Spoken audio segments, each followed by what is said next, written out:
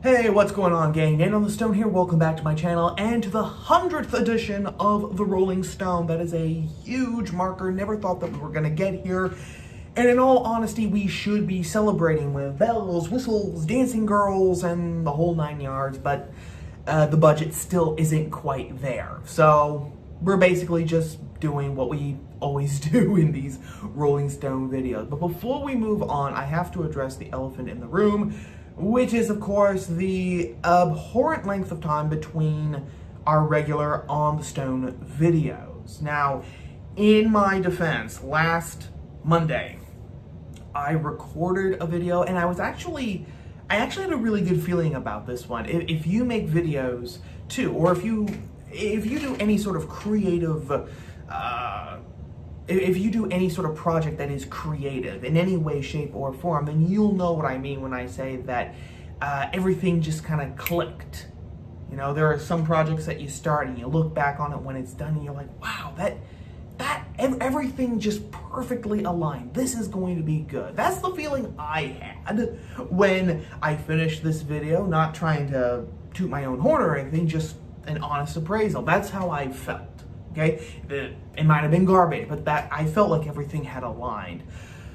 So recorded it last Monday, was editing it on Wednesday, and I went to do the final conversion of the file, and I found out that some of those files had actually been corrupted somehow, some way. I think it's because while I was editing, my computer started glitching like mad. I had to manually shut it down. When I restarted everything, was able to save what I had already done. Something must have happened in the process. I tried to fix it with the videos that I had recorded on Monday, and it did not work. Which means that I am going to be re-recording that video, editing it, and hopefully with a little slice of luck, that video will be going up on Wednesday. So, mea culpa. Thank you, as always, for being patient with me. It seems like if it's not one thing, it's another. So, that's the elephant in the room. Let's dive right into this 100th edition of the Rolling Stone. And I'm going to start off with doing something a little dangerous. I'm going to be talking about something that I don't know much about, or part of it deals with a topic that I don't know much about, which is economics, the market, real estate. And that's very dangerous, because I don't think that you should be talking about something if you're not at least somewhat comfortable, somewhat familiar with the topic. But fortunately, there are aspects. The aspects of the story that strike me the most are not economic. And so that is what I'm going to be focusing on today. And the story, of course, is the fact that Blackrock is gobbling up single-family homes like crazy.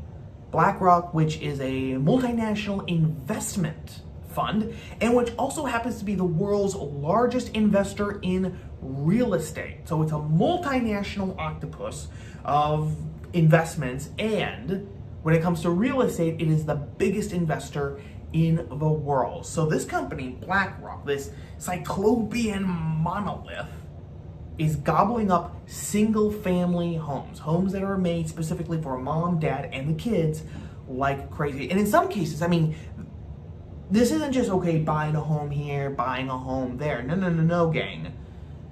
They're gobbling up entire neighborhoods. Blackrock is devouring entire neighborhoods. And I found a really great thread detailing what exactly is going on Twitter, of all places, proving that every now and again, Twitter actually has a silver lining. Who would have thought?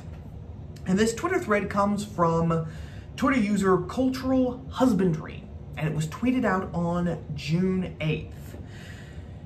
And he says, Blackrock is buying every single family house they can find, paying 20 to 50% above asking price and outbidding normal home buyers. Why are corporations, pension funds, property investment groups buying entire neighborhoods out from under the middle class? Homes are popping up on MLS and going under contract within a few hours. Blackrock, among others, are buying up thousands of new homes and entire neighborhoods.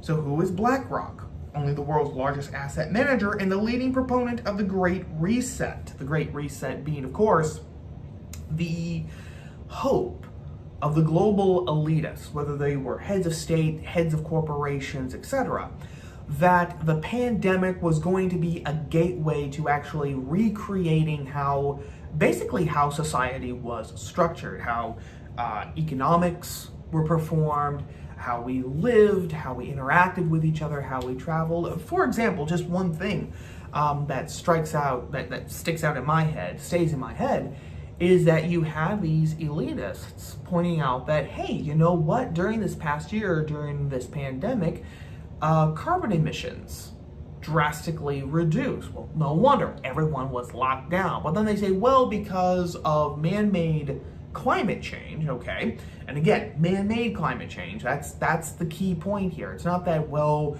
the climate is fluctuating because of natural processes, or maybe, you know, it's the natural processes and things that we're doing. No, it's all man-made. So, because we have to stop man-made climate change, that means that should just be the norm. People just shouldn't travel. Lockdown or partial lockdowns should be the norm from now on. That's the Great Reset, sort of a Cliff Notes version of the Great Reset. Okay, so going back to cultural husbandry, Blackrock, the world's largest asset manager and the leading proponent of the Great Reset. They're looking to redistribute $120 trillion, the entire wealth of the world's middle class and poor combined, several times over. As an example, a 124 new home neighborhood was bought in its entirety in Texas. Average Americans were outbid to a tune of $32 million. Homes sold on an average of 20% above listing. Now the entire neighborhood is made up of SFRs. And what are those? Single family rentals. Now, your potential lower to middle class homeowner is positioned to be a permanent renter. This matters because for the lower and middle class, owning a home is the most major part of any financial success and future upward mobility. This is wealth redistribution, and it ain't rich people's wealth that's getting redistributed. It's normal American middle class, salt of the earth wealth heading into the hands of the world's most powerful entities and individuals. The traditional financial vehicle gone forever. And cultural husbandry is right on the nose when he says that. It is. Owning a home is one of the key factors in actually generating generational wealth. Because the home can stay within the family, of course. When the owner, mom or dad, passed away, you know, another member of the family can own it and they have a home. Or the family can sell it for cash. And then that cash can be divided among the surviving members, like the children, and then they have extra money to invest, to save, or that can go into buying their own homes. And so the process starts to repeat itself. So that's one thing, but to get even deeper than financial success and upward mobility, which is important, owning a home is also a mark and it's a means of independence. For the simple fact that you actually own something, you can put your hand on a wall, that's actually a door, on a wall and say, I own this. I'm not just renting it. I'm not under the thumb of a landlord or anyone like that, right? And I have to always wonder, oh my gosh, you know, how am I going to pay the rent? How am I going to do this? Because again, rent, different from a loan. Loans, you can make minimum payments. Yes, you have to deal with the interest. The rent, however, the rent is the same. You can't really negotiate on the rent. And then of course, it's just not your own.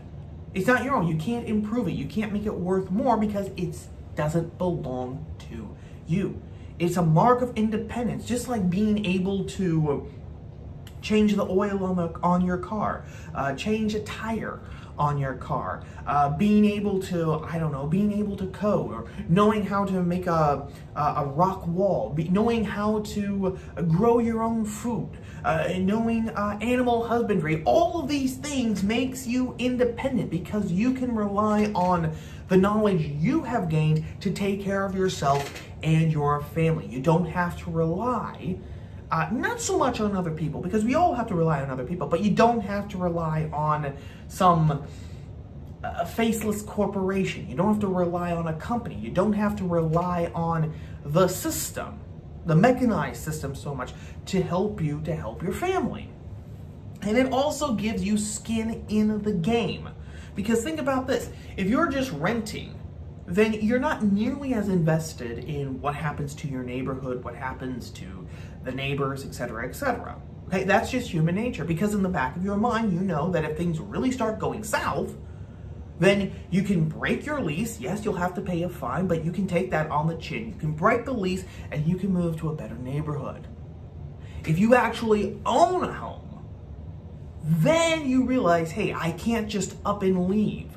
You have an investment in the neighborhood, which then means that you have an investment in your community, which means that you have an investment in your city, which means that you have an investment in your state, which means that you have an investment in the country itself.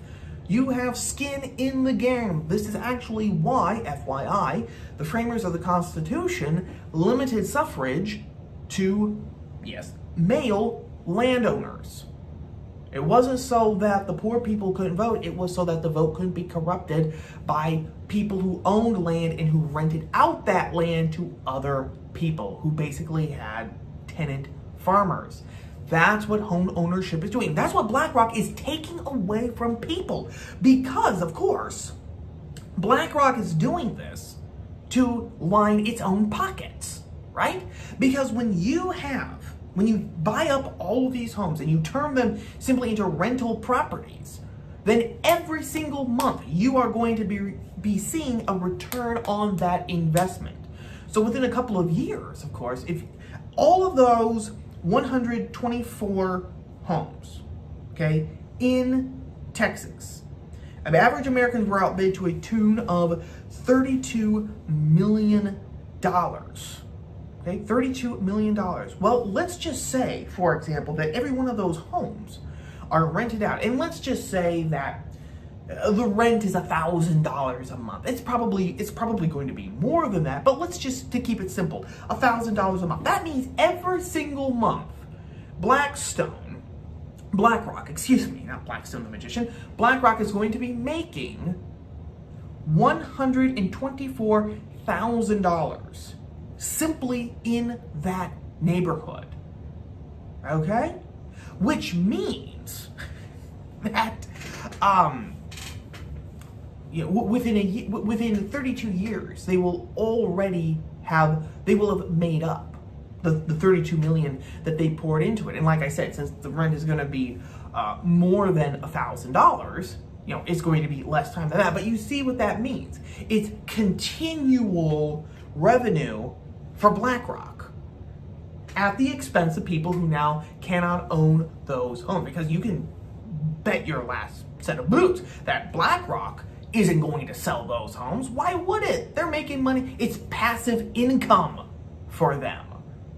That's what Blackrock is doing. It is stealing from people the ability to actually achieve a level of independence, which is part of the American dream, or it used to be. Now, what is interesting about all this, or what is truly revealing, is that there are so-called conservatives. The mainstream conservative movement is fully on board on Blackrock's side. June 10th, 2 days after Cultural Husbandry's great Twitter thread on Blackrock and its shenanigans, the wunderkind himself, Ben Shapiro, had his own Twitter thread on June 10th, in which he said, "I see many people are enraged at Blackrock. Blackrock is buying homes from people willing to sell them. If you don't like what they're doing, target the loose governmental policy incentivizing this sort of investment. Blackrock isn't going to stop investing in single-family homes because you're mad on Twitter, but you could direct your energies towards stopping the Fed's insane monetary policy, which is driving down the cost of loans and creating massive bubble. If Blackrock is willing to take the risk of leveraging up to buy single-family housing at above-market prices, that's their prerogative, so long as they own the downside risk.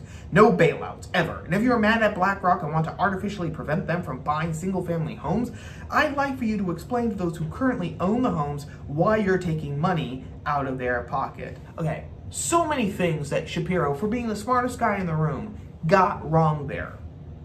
in the first place.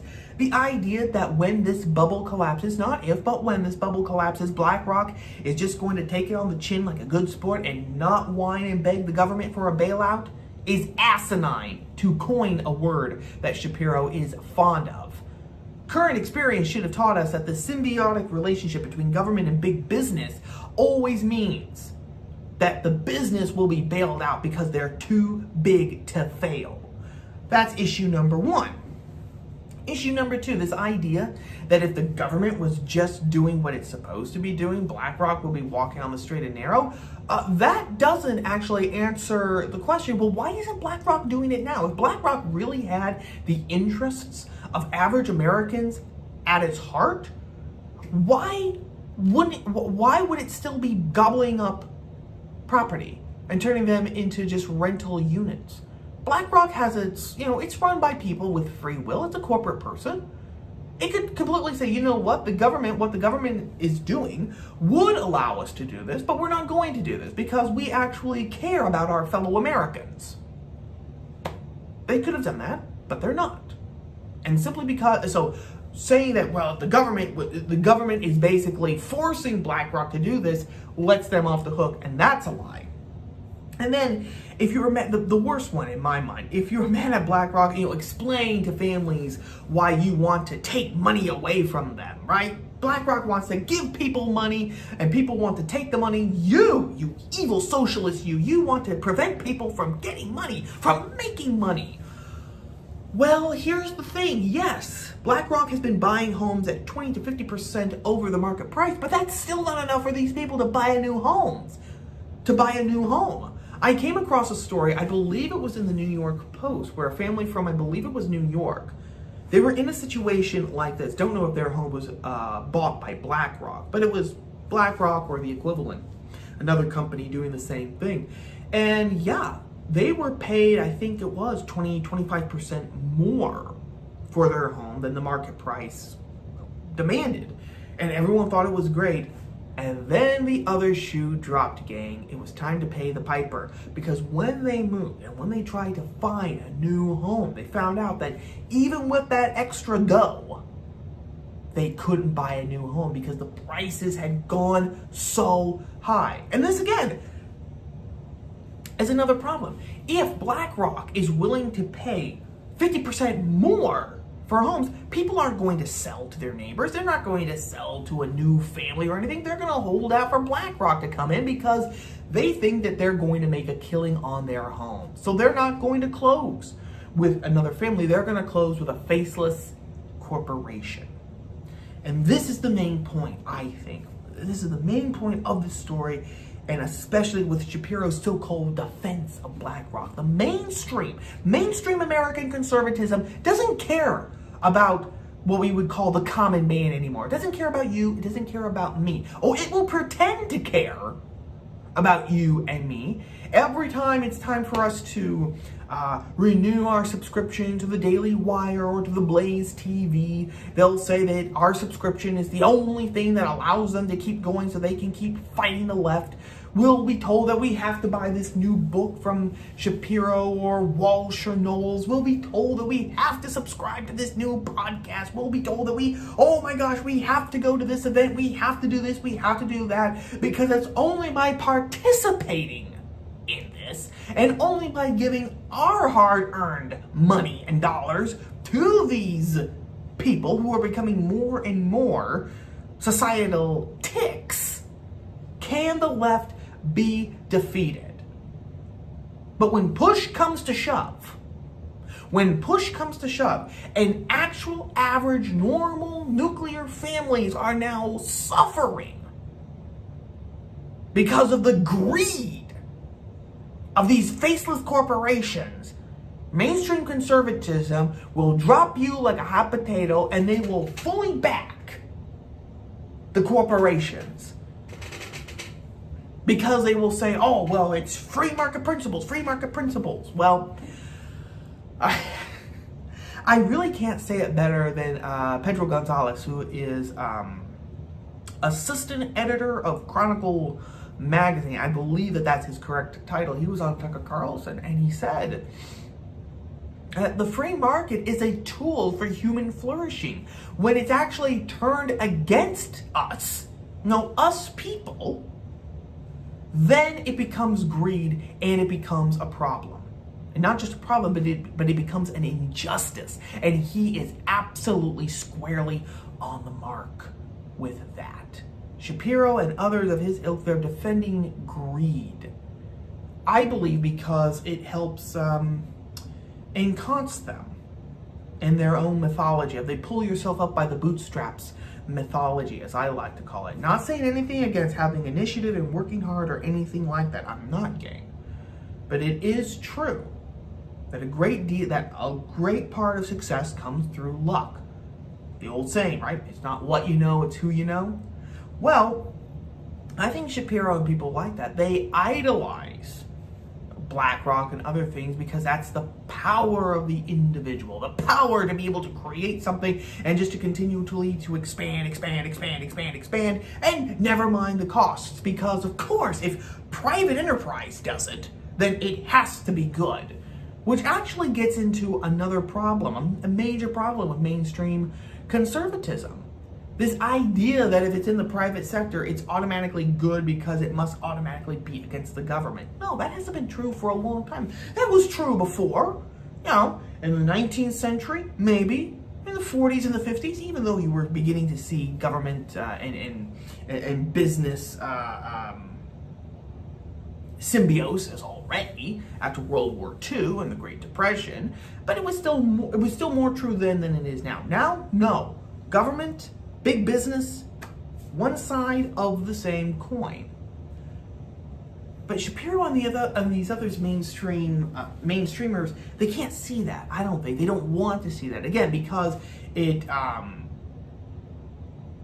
reinforces the pull yourself up by the bootstraps, and they see themselves as the people who can pull themselves up to the toppest rung by their bootstraps, so they have justification for that, but also because they think that if they can squint their eyes and say that, well, these powerful people are against the government, therefore they are on my side, then they don't feel as alone. When of course they are. Conservatism is a minority in this country now. It's a minority in the entire West, save with a few exceptions. Hungary is one, Romania is another, Poland is another one, even though that is changing in and of itself. Russia is a unique case, but you can even say then that Russia is more conservative. In fact, Putin has really put himself in a perfect position by portraying himself as the defender of traditional Russian culture and heritage and history against the decadence of the West. Really brilliant, actually, when you think about it. But other than those few exceptions, conservatism is a minority in this country. Oh, you can say that you're conservative. You can call this conservatism. But when you are supporting faceless corporations from just consuming homes and neighborhoods that will prevent families from becoming independent, from actually having a chance of improving their fortunes, then you're not a conservative. You don't have the common good in your heart. You don't even want to hear about the common good. All you care about is what you can get for yourself, which is actually what the left wants. That's the point that we have gotten. And that might be harsh, gang. That might be very depressing to hear, but you gotta shoot straight. And I believe that this shows the reaction of the mainstream conservative movement to Blackrock and its defense of it, like with Ben Shapiro here, shows that no, mainstream conservatism, if we want to have a chance of retaking actually our country, terraforming the culture, retaking it, then we have to cut mainstream conservatism off from us. It is no longer a part of us. It does not have our interests at heart. It does not have the country's best interests at heart. And that is story number one.